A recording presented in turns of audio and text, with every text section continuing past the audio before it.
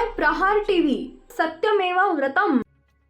प्रहारचे आक्रमक नेतृत्व आणि सामान्यांचे कैवारी म्हणून ओळखले जाणारे बच्चू कडू यांनी आज अधिकृतपणे आपल्या राजकीय प्रवासाचे नवे पान उलटले।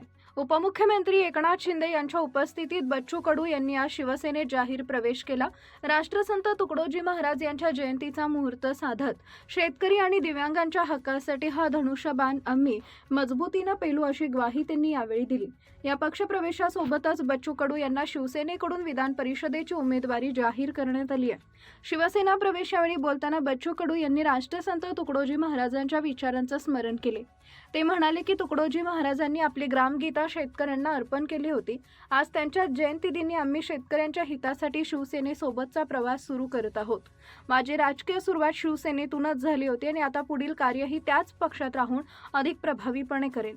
बच्चू कडू यांचे एकनाथ शिंदे यांनी पक्षात स्वागत केले। ते म्हणाले, बच्चू कडू यांच्यासारखा कडवट कार्यकर्ता, सर्वसामान्यांचा नेता, दिव्यांगांसाठी झटणारा, शेतमजूर, गोरगरीब, दलित, शोषित, पीडित यांच्यासाठी आंदोलन करणारा, गोरगरिबांचा आंदोलक नेता, दिव्यांगांसाठी खऱ्या अर्थाने लढणारा, झटणारा नेता म्हणून बच्चू भाऊ तुमची ओळख आहे। तुम्ही या शिवसेनेत असंख्य लोकांचा प्रवेश केला, त्यासाठी तुमचं मनापासून शिवसेनेत स्वागत करतो।